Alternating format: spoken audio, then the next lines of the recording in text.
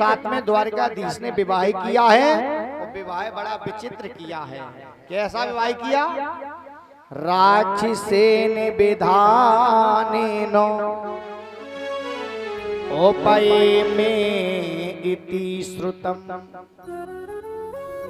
न तो भगवान बारात लेकर के गए, ना भगवान दूल्हा बन करके गए, ना बैंड बाजा लेकर के गए। ये विवाह नहीं किया है। हमको तो ये लग रहा है कि भगवान ने रुक्मिणी जी का हरण किया है। ऐसे ही तो किया है। ऐसा क्यों किया मुझे ये बताइए। सुखदेव भगवान कहते राजन, भीष्मक के 5 बेटा रुक्मी, रुक्मग्रज, रुक्मरथ, रुक्मबाहु, रुक्ममाली के 5 बेटा। सबसे छोटी बेटी का नाम है रुक्मिणी। एक ही बेटी है। और जब बेटी ये विवाह की योग हुई है तो पिताजी को चिंता हुई भीष्मक को। बड़े बेटा रुक्मी से कहा, बेटा तुम्हारी बहन विवाह की योग हो गई है, इसके लिए वर की खोज की जाए। अब रुक्मी वर की खोज करते करते परेशान हो गया है। इसे कहीं बहन के योग पर नहीं मिला। कहने लगा, पिताजी हमने सब जगह खोज कर ली है, रुक्मिणी के योग कोई वर मिल ही नहीं रहा है। तो भीष्मक ने कहा, बेटा तो क्या बेटी कुंवारी रहेगी? संसार का नियम है, कभी किसी की बेटी कुंवारी नहीं रहती है। तो क्या तुम अपनी बहन का विवाह नहीं करोगे? रुक्मी ने कहा, विवाह करेंगे। किसके साथ? बोले, जो चंदेली का राजा है, मेरा साला है, जिसका नाम शिशुपाल है, हम शिशुपाल के साथ अपनी बहन का विवाह कर देंगे। पिता भीष्मक बोले, बेटा ऐसा हो नहीं सकता है। अपनी बहन का विवाह अपने साले के साथ मगर कर दोगे ना तो रिश्तेदारी नहीं बिगड़ जाएगी। ऐसा हो नहीं सकता। छोटे छोटे पुत्रों से कहा, बेटा तुम अपने बहन के लिए वर की खोज करो जाकर के। अब रुक्मिणी के जो छोटे छोटे भैया थे ना, अब वो वर की खोज करने के लिए निकले। और खोज करते करते क्या देखा? द्वारकाधीश को चुन लिया। अरे ये तो द्वारकाधीश है, ये तो बहुत अच्छे हैं, इनसे अच्छा वर हो ही कौन सकता है। तुरंत तैयार हो गए। और पिताजी से कहा, पिताजी मिल गया बहन के योग वर। बोले, कौन? द्वारकाधीश। वो कन्हैया। पिताजी प्रसन्न हो गए। जैसी रुक्मी ने ये सुना, अच्छा मेरी बहन का विवाह उस ग्वाला के साथ में होगा, उस छलिया के साथ में होगा, जिसने जीवन भर माखन को चुराया, मुरली को बजाया, गौओं को चराया, जिसकी जात का पता नहीं, पात का पता नहीं, माँ का पता नहीं, बाप का पता नहीं। कोई कहता देवकी का है, कोई कहता यशोदा का है, कोई कहता है नंद बाबा का है, कोई कहता है वसुदेव का है। इसका कोई भरोसा है? छलिया कहीं का, ग्वाला कहीं का, चोर कहीं का, इसके साथ मेरी बहन का विवाह कभी हो नहीं सकता। और पिताजी के सामने पहुंच गया। बोले, पिताजी अगर मेरी बहन का विवाह उस छलिया के साथ में किया गया ना तो विवाह बाद में होगा, पहले तुमको मेरे सामने युद्ध करना पड़ेगा। पिताजी घबरा जाते हैं। पिताजी ने कहा, बेटा तुम अपनी बहन का विवाह किसके साथ में करोगे? रुक्मी बोला, हम अपनी बहन का विवाह करेंगे अपने साले के साथ में करेंगे, जो शिशुपाल है, वो चंदेली का राजा है, राजा के साथ विवाह करेंगे। एक बात याद रखना जीवन में, आप जीवन में किसी के सामने झुके हो चाहे ना झुके हो, लेकिन प्रत्येक माता पिता को बुढ़ापे पर अपनी कपूत संतान के सामने झुकना ही झुकना पड़ेगा। कोई बच नहीं सकता। अगर संतान कपूत हो गई ना तो तुम कुछ नहीं कर पाओगे। आज वही हाल पिता भीष्मक का भी हुआ है। सुखदेव भगवान कहते, राजन सारा जह कुंड निपति पौत्र स्नेह बसंगता शिशुपाला ये स्वामी कन्या कर मांडे कार्यत आज बेटा के वशीभूत होकर के पिता भीष्मक अपनी बेटी का विवाह शिशुपाल के साथ में करने के लिए तैयार हो गए, परवश हो गए। विवाह का मुहूर्त निश्चित करवाया गया है, विवाह की तैयारियां होने लगी हैं, बड़ी धूमधाम से तैयारियां चलने लगी। रुक्मणी की जितनी सहेलियां थी सभी दौड़ दौड़ करके रुक्मणी के पास पहुंची। रुक्मणी, अरे तुमने गौरी जी की बहुत पूजा की है, गौरी जी की बहुत सेवा की है, अब गौरी जी ने तुम पर कृपा कर दी है। रुक्मणी का क्या हो गया? अरे तुम्हारा विवाह शिशुपाल के साथ में निश्चित हो गया है, वो चंदेली का राजा है। अरे वो जब राजा है तो तुम भी तो रानी बन जाएगी। अरे कुछ भेंट में दे दो, हमको भी कुछ दे दो खुशी में। और जैसे ये कहा है रुक्मणी फूट फूट करके रोने लगी। बहन बहन, ऐसा कभी हो नहीं सकता, चाहे मुझे अपना जीवन क्यों ना समाप्त करना पड़े, मैं जीते जागते शिशुपाल के साथ दुल्हन बन करके डोली में नहीं बैठूंगी, चाहे जीवन क्यों ना समाप्त करना। सहेलियों ने कहा तो किसकी दुल्हन बनोगी? और रुक्मणी ने कहा हम विवाह करेंगे तो केवल द्वारकाधीश के साथ करेंगे और किसी के साथ हम विवाह नहीं करेंगे। आप लोग विचार कर रहे होंगे कि रुक्मणी ने बहुत गलत किया, पिता की आज्ञा को ठुकरा दिया, भैया की आज्ञा को ठुकरा दिया। शास्त्र कहते हैं रुक्मणी ने बिल्कुल सही किया है। आयोग्यम दातुमुद्युक्ते पेत्रादौ कन्निका सुयम योग्यम पतिमि प्रबलबीतो ना चाहतो से भागिनी। अगर किसी बहन या बेटी के पिताजी या भैया आयोग भर के साथ विवाह करने की तैयारी में लगे हैं तो शास्त्र कहते हैं बेटी को स्वतंत्र रूप से आयोग भर के साथ विवाह करने से इनकार कर देना चाहिए, कोई बुराई की बात नहीं। क्यों, विवाह कोई खिलौना नहीं है, ये 2-4 दिन खेल लेंगे उसके बाद दूसरा काम कर लेंगे।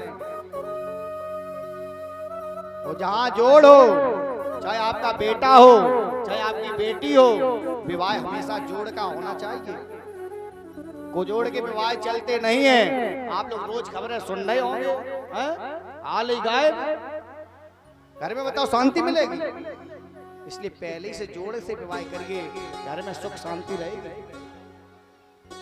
अगर आपका बेटा पढ़ा लिखा है, आपका बेटा सुंदर है, दहेज मिले चाहे बिल्कुल ना मिले, लेकिन बेटी पढ़ी लिखी होनी चाहिए, बेटी सुंदर भी होनी चाहिए, तो पति पत्नी शांति से जीवन व्यतीत कर पाएंगे।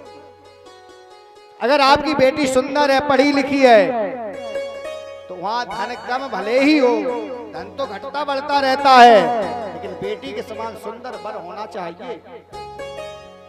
बेटी से ज्यादा पढ़ा लिखा बेटा होना चाहिए, तब वहां पर अपनी बेटी का विवाह करना चाहिए।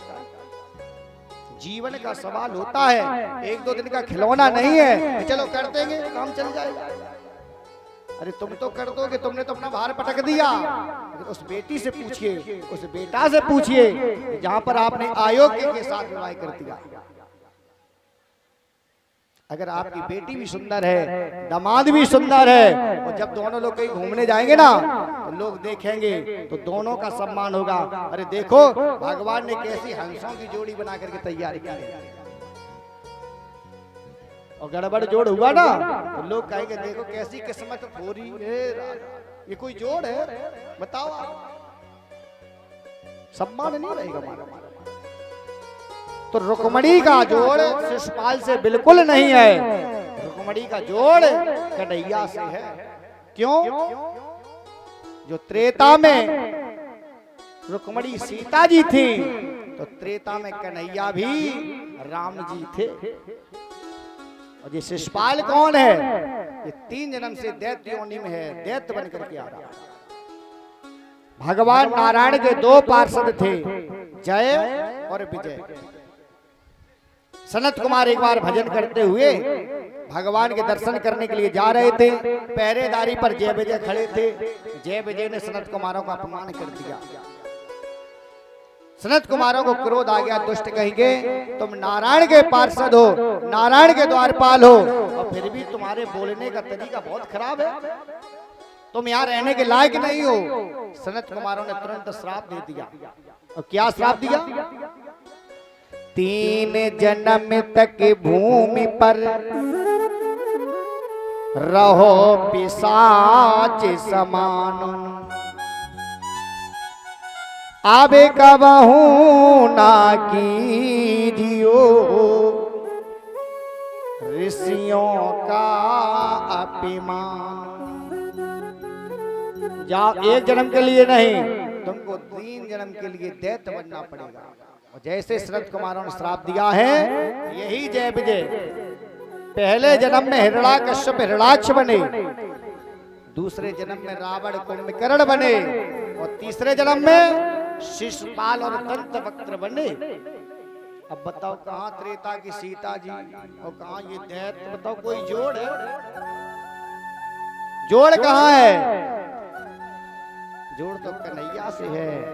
वो त्रेता की सीता जी हैं, तो वो भी त्रेता के राम जी हैं। वो घनश्याम बने आकर के, और वो रुक्मणी बनी है। जोड़ तो यहाँ है ना। लेकिन विवाह की तैयारी चल रही है। किसके साथ? शिशुपाल के साथ विवाह होना है। शिशुपाल के साथ विवाह होना है। जो मुहूर्त निश्चित किया गया था, मुहूर्त बिल्कुल पास में आ गया है महाराज। रुक्मणी फूट फूट करके रो रही है, चाहे मुझे जीवन क्यों ना समाप्त करना पड़े, हम शिशुपाल के साथ में दुल्हन बनकर के डोली में नहीं बैठे। उसी समय पर सुदेव नाम के ब्राह्मण देवता आए। ब्राह्मण देवता ने देखा, बेटी तुम रो क्यों रही हो? तुम्हारे विवाह की तैयारियां चल रही हैं, सभी लोग कितनी तैयारी में लगे हैं, और तुम फूट फूट करके रो क्यों रही है, मुझे बताओ। रुक्मणी रो करके कहने लगी, बाबा ये मेरे विवाह की तैयारियां नहीं चल रही हैं, ये हमारी मौत की तैयारियां चल रही हैं। हमारे भाई, हमारे पिता मेरा विवाह शिशुपाल के साथ करने की तैयारी में लगे हुए हैं, लेकिन बाबा मैंने ठान लिया है, चाहे अपना जीवन क्यों ना समाप्त करना पड़े, हम जीते जागते शिशुपाल के साथ दुल्हन बनकर के नहीं जाएंगे। बाबा अगर आपकी कृपा हो जाए तो रुक्मणी का जीवन बच सकता है, अन्यथा मेरे जीवन को कोई बचा नहीं सकता।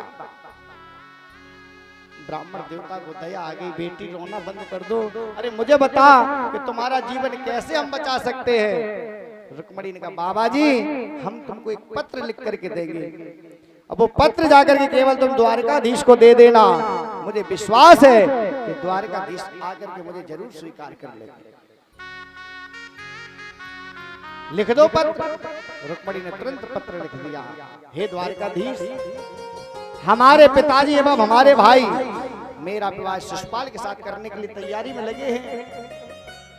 मुहूर्त बिल्कुल नजदीक आ चुका है, 2 दिन शेष बचे हैं, और मैंने ये संकल्प कर लिया है, चाहे जीवन क्यों ना समाप्त करना पड़े, हम इसके साथ दुल्हन बन करके नहीं जाएंगे। प्रभु अगर आप आकर के मुझे स्वीकार कर लेंगे तब तो रुक्मणी का जीवन बचेगा, अन्यथा अगर आप भी स्वीकार नहीं करेंगे तो मुझे तो अपना जीवन समाप्त करना पड़ेगा। पत्र लिख करके रुक्मणी ने ब्राह्मण देवता को दे दिया है, और ब्राह्मण देवता पत्र लेकर के जा रहे हैं।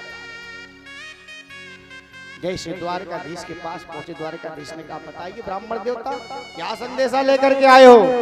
ब्राह्मण देवता ने तुरंत वो पत्र निकाल के दे दिया, लो महाराज, ये आपकी एक दासी है जिसका नाम रुक्मणी है, उसने आपके लिए कुछ लिख करके भेजा।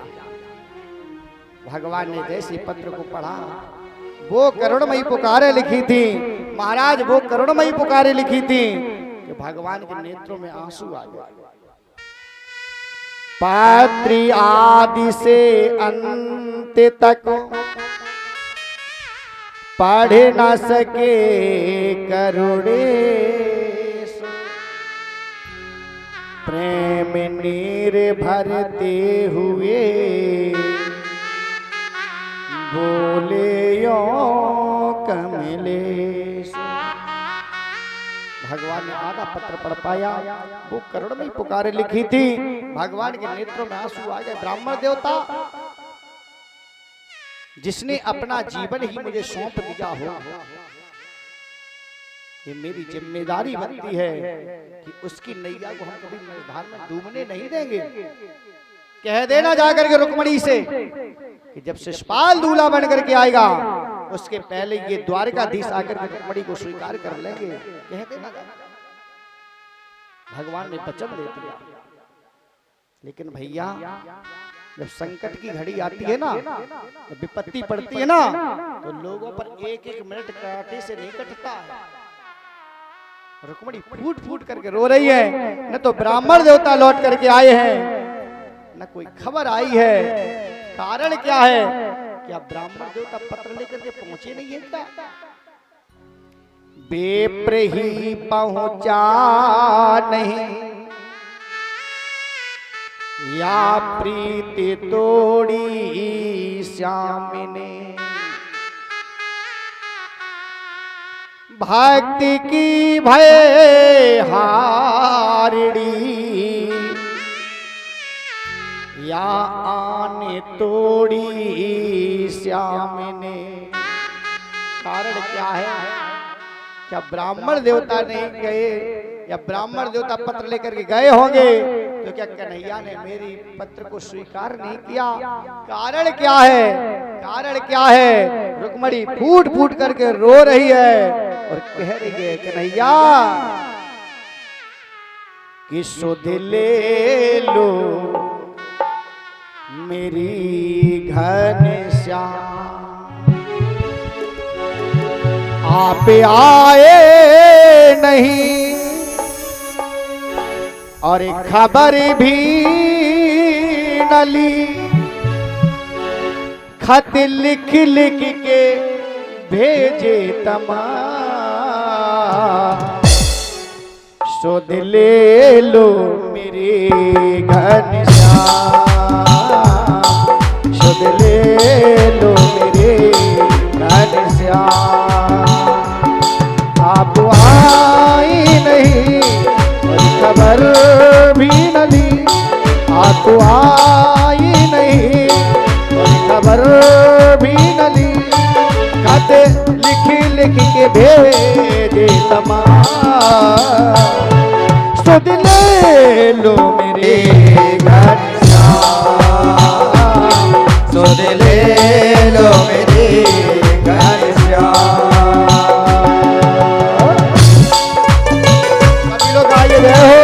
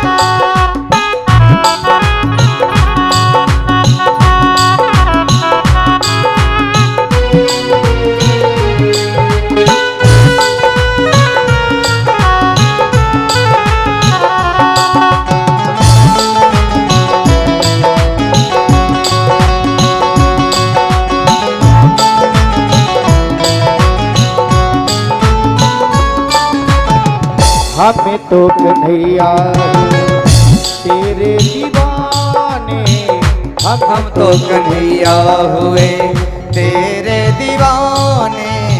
चाहे कोई माने चाहे न माने, चाहे तू माने चाहे न माने। आँखों में छाए मेरे दिल में समाए, आँखों में छाए मेरे दिल में समाए। बस ओठों पे है तेरा नाम, हरि बोल। बस ओठों पे है तेरा नाम, सुध ले लो मेरे घनश्याम, सुध ले लो मेरे घनश्याम।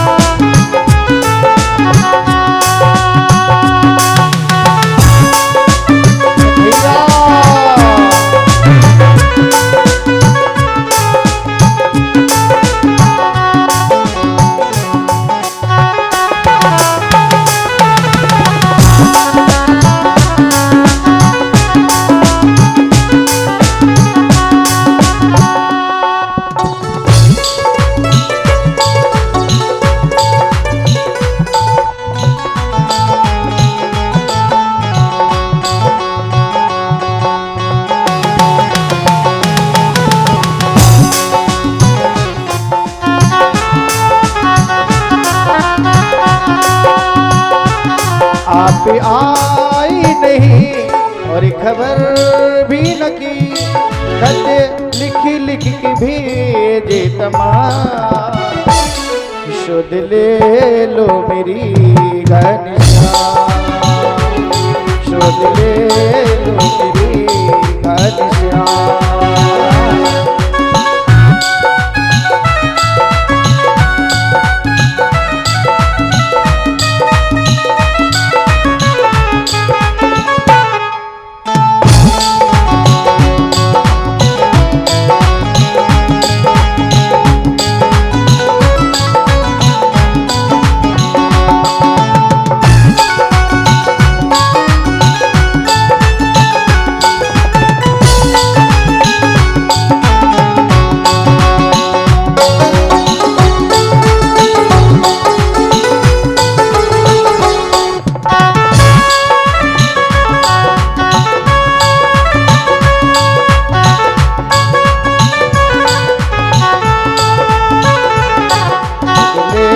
लो मेरी घनश्याम, सुध ले लो मेरी घनश्याम, सुध ले लो मेरी घनश्याम। रुक्मिणी रो रही है, कारण क्या है? क्या विप्र देवता पत्र को लेकर के द्वारिकाधीश के पास नहीं पहुंचे? अगर वो पहुंच गए हैं तो क्या उन्होंने मेरी अर्जी को ठुकरा दिया है क्या? कन्हैया, अगर तुम मुझे स्वीकार नहीं करोगे तो मुझे कौन स्वीकार कर सकता? आपका नाम दीन बंधु है, कृपा सिंधु है। कृपा की ना होती जो आदत तुम्हारी, वो सुनी ही रहती अदालत तुम्हारी। भगवान का तो काम है कृपा करना। आज फूट फूट करके रो रही है रुक्मिणी मैया, और जैसे फूट फूट करके रो रही है उसी समय ब्राह्मण देवता वापस आ गए। बेटी, रोना बंद कर दो, तुम क्यों रो रही हो? द्वारकाधीश ने तुम्हारी प्रार्थना को स्वीकार कर लिया है, उन्होंने वचन भी दे दिया है। रुक्मिणी से कह देना कि जब शिशुपाल दूल्हा बन करके आएगा उसके पहले के द्वारकाधीश स्वयं आकर के रुक्मिणी को स्वीकार कर लेगा। उन्होंने वचन दे दिया। तुरंत रुक्मिणी मैया ने रोना बंद कर दिया है। आज वही दिन आ गया है जिस दिन ये शिशुपाल दूल्हा बन करके आने वाला। और जैसे ये दूल्हा बनने की तैयारी होने लगी ना महाराज, और जब दूल्हा सजे फिर जलवा देखो तुम दूल्हा का, एक लोग कोट पहनाए, एक लोग पैंट पहनाए, एक लोग टाई लगाए। वो जलवा शायद जीवन का आखिरी जलवा होता है, उससे ज्यादा फिर जलवा हो नहीं सकता है? अगर एक पसीना की बूंद भी दिखाई जाए तो लोग ऐसे रुमाल लेके पहुंचाते हैं, बहुत बड़े साहब हैं, समझ लो। खुश होने का वो आखिरी दिन है दूल्हा का। बस जितना हो सके उतना खुश हो ले, उसके बाद उतनी व्यवस्था, उतनी खुशियां कभी मिल नहीं सकती। और जब धूमधाम से विवाह होता है ना तो बिटिया खूब डब्बा से मोह बाय बाय कर रहा है, ए अम्मा ए दद्दा ए अम्मा ए दद्दा। तो समझ लो बिटिया के रोने का वो आखिरी दिन है, अब उसको रोना नहीं पड़ेगा, अब दूसरों को रुलाएगी महाराज। जिस दिन बेटा दूल्हा बन करके जाए और बैंड बाजा बजे, आज मेरे यार की शादी है, आज इससे फिर बर्बादी है, तो खुश हो तुम्हें क्या बताएं। चाहे अम्मा जाए बारात में, चाहे बहन जी जाए, चाहे बुआ जाए, चाहे मौसी जाए, तो सभी लोग नचत, आज मेरे यार की शादी है, लड़का इतना खुश होता है क्या बताएं। तो समझ लो इसके खुशी होने का, जीवन का ये आखिरी दिन है। और जब विदा होती है तो बिटिया खूब रोवत सगुन करत रो के ना, तो समझ लो बिटिया के रोने का वो आखिरी दिन, इसको अब नहीं रोना पड़ेगा। लड़का के हंसने का आखिरी दिन, खोल के हंस नहीं सकता कभी जीवन पर्यंत। कैसे अब हम आपको बताएं ठीक से। एक बार हम फंस गए ना, हम गए बारात में भैया, तो जब तक विवाह का कार्यक्रम चल, लड़का बड़ा खुश, अरे वाह क्या बात है। और जैसे ही सवेरो हो ना, अब विदा होने लगी, और जैसे विदा होने लगी तो बिटिया ने तो सगुन के मारे रोए वो शुरू, और बिटिया रोने लगी, हाय अम्मा, हाय दद्दा, हाय मम्मी। और लड़का कच्चे जी को हतो जाने का, वो लड़को रोने लगो, हाय अम्मा, हाय दद्दा। बिटिया बोली पागल है का? बिटिया बोली इधर इधर। लड़का धीरे से पहुंचा, तुम काहे रोए रहे? लला बोले तुम काहे रोए रहे? बिटिया बोली तुम काहे रोए रहे? तुम काहे रोए रहे? बिटिया पढ़ी लिखी रहे, एक्टिव रहे। बिटिया बोली हम जासो रोए रहे, हमारे अम्मा दद्दा छूट रहे, हम तासो रोए रहे, तुम काहे रोए रहे? लला बोले घरे जाके तुम हमारी छुटवाई थी, हम तासो रोए रहे। बताओ सही बात है? जब तक ब्याह ना हो जाए तब तक बापू माता ही का लला चिंता न करी क्यों है। तो और जैसे ब्याह, और ब्याह के बाद गोनो, और गोने के बाद का होते रोनो, सासू रोए रही, ससुरऊ रोए रहे, बहू रोए रही कि हम फंस गए। अब लला से कहा तुम कमाओ खाओ, हम ठेका नहीं लाए तुम आओ। बताओ सही बात है या नहीं है? जिस दिन विवाह होता है उस दिन दूल्हा खूब हंसता है, खूब खुश होता है। समझ लेना इसके खुशी का जीवन का वो आखिरी दिन है। इतना खुशी जीवन पर्यंत हो नहीं पाएगा, कभी नहीं हो सकता। और बिटिया खूब रोती है डब्बा जैसे मोह बाय बाय के। समझ लो रोने का आखिरी दिन है। अब इसको बिल्कुल नहीं रोना पड़ेगा, मालिक बन करके रहेगी। एक सारा एक फोन पे बताओ क्या चाहिए, हाँ क्यों रोएगी? कथा प्रसंग पर चलते हैं। आज शिशुपाल जैसे ही दूल्हा बन करके आया है और बैंड बाजा बजने लगे, आज मेरे यार की शादी है, आज मेरे यार की शादी है। देखो बैंड वाले ने की फिर जलवा है। रुक्मणी के कान में जैसी बैंड बाजा की आवाज पहुंची, रुक्मणी फूट फूट करके रो रही, कन्हैया कन्हैया आपने कहा था शिशुपाल जब दूल्हा बन करके आएगा उसके पहले हम आकर के स्वीकार कर लेंगे। ये तो दूल्हा बन करके आ चुका है, बैंड बाजा भी बजने लगे हैं। कन्हैया आप कब आओगे? कन्हैया भगवान ने सारथी से कहा सारथी जल्दी से रथ को बढ़ाओ, रुक्मणी अपना जीवन खत्म कर देगी। अरे बढ़ाओ रथ को। और जैसे रथ को बढ़ाया है नगर के बाहर, जैसे ये रथ आया है कन्हैया ने कहा बस खड़ा कर दो, रथ को तुरंत खड़ा कर दो।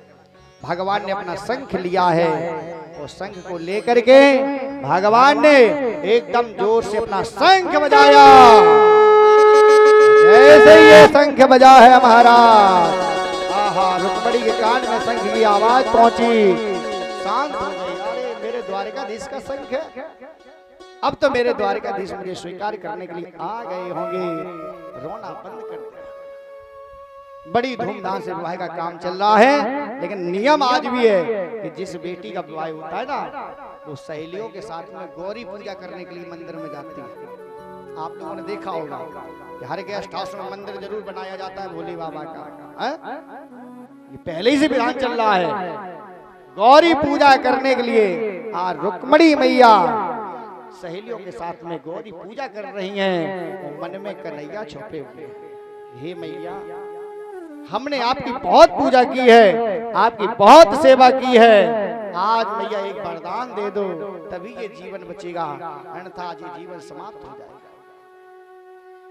नंदी का जो छैया है मैया,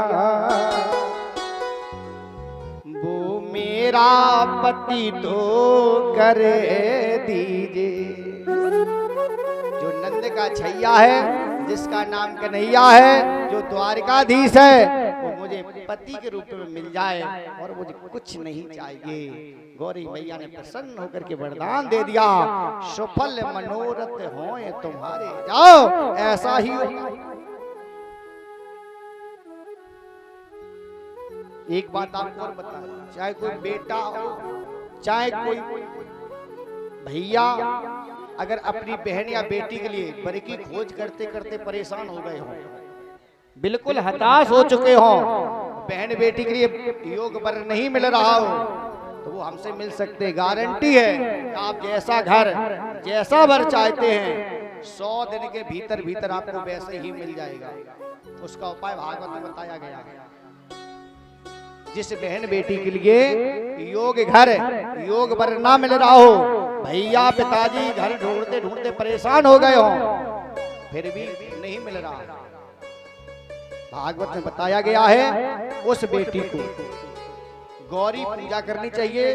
गौरी बनाएं, घी का दीपक जलाएं और एक मंत्र है, उस मंत्र का जाप करना पड़ेगा रोज 108 बार। वो मंत्र कौन सा है? कात्यायनी महामाई महायोगिन्यधीश्वरी नंद गोपी सुतम देवी पद्म में कुरुते नमः। ये मंत्र है, इसका जाप करना पड़ेगा। लेकिन हम पूरा उपाय ऐसे फ्री में नहीं बताएंगे, जिसको जरूरत हो हमसे खुद मिले आके, और गारंटी हमारी है कि 100 दिन के भीतर अगर विधान से आपने विधिवत काम कर दिया, जैसा आप घर चाहते हैं, जैसा वर चाहते हैं, आपको वैसा ही मिलेगा। अब जैसे जरूरत हो तो मिले आगे, सब थोड़ी फ्री में बताए दिए। बोली वृंदावन बिहारी लाल की। आज भगवान ने शंख बजाया है, रुक्मणी मैया प्रसन्न हो जाती हैं। रुक्मणी मैया आज गौरी पूजा कर रही हैं। मैया, जो नंद का छैया है, जो कन्हैया है, मुझे पति के रूप में मिल जाए, पति के रूप में। और जैसे ही मंदिर से बाहर निकली हैं, कन्हैया रथ लिए खड़े हैं, आओ बैठ जाओ, बैठ जाओ। रुक्मणी बोली, महाराज स्वीकार कर, स्वीकार कर। भगवान ने कहा, हम कलाई पकड़ करके नहीं बैठा लेंगे। क्यों? अगर मैंने तुम्हारी कलाई को पकड़ करके और तुमको रथ में बैठाया, तो ये पाणी ग्रहण संस्कार हो जाएगा। तू मेरी पत्नी बन जाएगी और मैं तेरा पति बन जाऊंगा। अभी रो रही हो इसलिए कह रही कलाई पकड़ करके बैठा लो, और जब तुम पत्नी बन जाओगी ना, हम पति बन जाएंगे। और जब तुम हमारे घर पर पहुंचोगी, तो पति पत्नी का एक नियम होता है, सगुन मान लो। पति पत्नी में अगर 2-4-10 दिन में थोड़ी बहुत लड़ाई ना हो जाए, तो जब मानो प्रेम है ही नहीं। हाँ, प्यार में अक्सर लड़ाई हुई है, और जहाँ लड़ाई नहीं हो तो समझ लो काहे को प्यार। 2-4-10 दिन में तो ठकपटक हो ही जाए, तुम हमारे लायक नहीं, हम तुम्हारे लायक नहीं, समझ लो सच्चो प्रेम है। खतरा तो वहां पर होता है जहां पर एक दूसरे से बोलना ही बंद कर दें, मतलब ही बंद, खत्म। और जहां जितनी ज्यादा लड़ाई, उतनी गहरी सलाह मान लो। हर घर की बात है, तुम हमारे लायक हो, हम तो जाना तो तुम कैसे हो। हाँ, हमसे पूछो, हमारी जैसी मिल गई तो गुजर भई जा रही, और सी मिल जाती ना तो पता लग जाता। घर घर की लड़ाई। रुक्मणी बोली, ना महाराज, ऐसा कुछ भी नहीं होगा, आप मुझे पकड़ लीजिए और बैठा लीजिए। कन्हैया बोले, सोच समझ लो, नहीं फिर बाद में लड़ो और कहो हम क्या तुम्हारे साथ में आते, तब तो पकड़ करके ले आई थे। रुक्मणी बोली, ना महाराज, कि पकड़े लो हाथी बनवारी। अगर आप मुझे पकड़ करके रथ में नहीं बैठाएंगे, तो जीव की ये क्षमता नहीं है कि भगवान की शरण तक पहुंच जाए। भगवान जब पकड़ करके बुलाएंगे तभी हम लोग भगवान की शरण तक पहुंचेंगे। अरे पकड़े लो हाथी बनने बारी, नहीं तो डूब जाएंगे। पकड़े लो हाथी बनने बारी, नहीं तो डूब जाएंगे। ले लो हाथ बनवारी, नहीं तो डूब जाएंगे।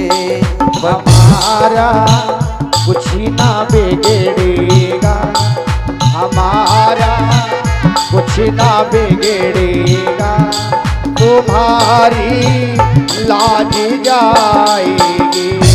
हमारा कुछ ना बिगड़ेगा, तुम्हारी लाज जाएगी।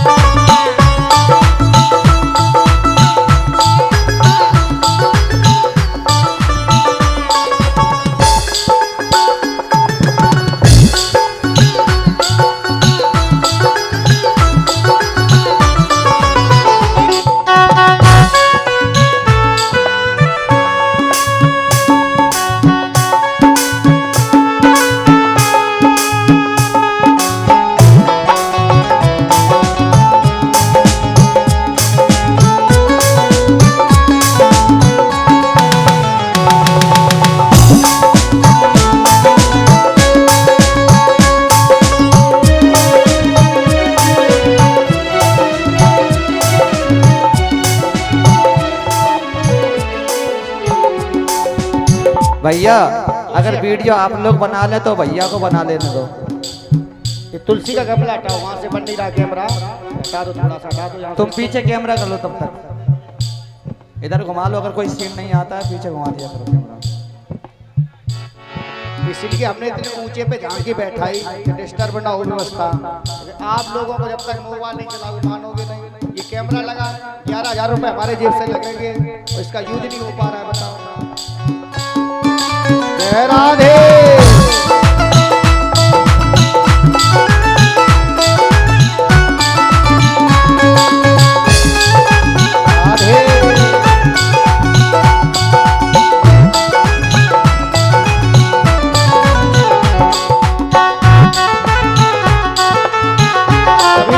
भगवान के लिए जय हो।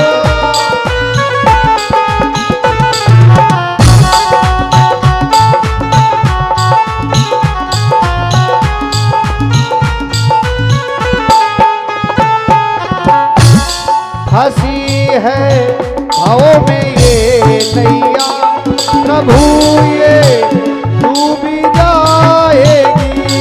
हंसी हम सिंध है नैया, प्रभु ये डूब जाएगी। हंसी है भाव में ये नैया, प्रभु ये डूब जाएगी। फंसी है भव में नैया, प्रभु ये डूब जाएगी। हे भैया आप बन जाओ, भैया आप बन जाओ तो बेड़ा पार हो जाए। कि भैया आप बन जाओ तो बेड़ा पार हो जाए।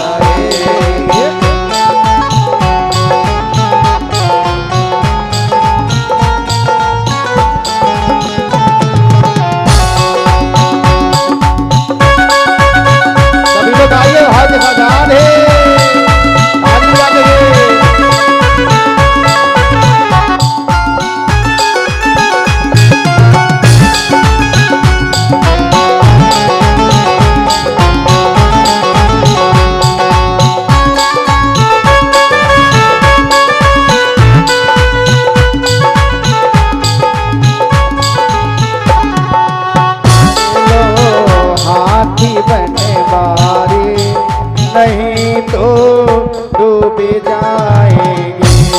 पकड़ लो हाथ बनवारी, नहीं तो डूब जाएंगे, नहीं तो डूब जाएंगे, नहीं तो डूब जाएंगे, नहीं तो डूब जाएंगे, नहीं तो डूब जाएंगे, नहीं तो डूब जाएंगे। बोली द्वारकाधीश भगवान की जय हो, हारे के सहारे की जय हो, रुक्मणी महारानी की जय हो। आज भगवान ने भाव देखा रुक्मणी का, तुरंत कलाई को पकड़ा है और पकड़ करके स्वीकार किया है, रथ में बैठाया, रथ में बैठा करके आज भगवान रुक्मणी मैया को द्वारिका में लेकर के आए। आप लोग यहाँ पर भीड़ ना बढ़ाएं, इतनी सुंदर व्यवस्था है लेकिन आप लोग बिगाड़ लेंगे व्यवस्था को, बिल्कुल भीड़ मत इकट्ठी करें। आज ब्रह्मा जी के द्वारा द्वारकाधीश का और रुक्मणी मैया का सर्वप्रथम विवाह संपन्न कराया गया है। यहाँ पर भी हमारे परीक्षित जी सर्वप्रथम रुक्मणी मैया और द्वारकाधीश का पूजन करेंगे। उसके बाद में आप लोग ऊपर आने की बिल्कुल कोशिश ना करें। घर से जो कुछ भी लेके आई हो तखत पर आराम से चढ़ा दो, धीरे से नीचे बैठ जाएगी आप, क्योंकि आप लोग अगर ऊपर आने की कोशिश भी करेंगे तो व्यवस्था बिगड़ ही जाएगी, बच नहीं सकती है। इसलिए आप लोगों की व्यवस्था है, अपनी व्यवस्था को बिगाड़े मत, अपने हिसाब से व्यवस्था को सुचारू रूप से चलने दें। तो देखिए रुक्मणी मैया और हमारे द्वारकाधीश महाराज आमने सामने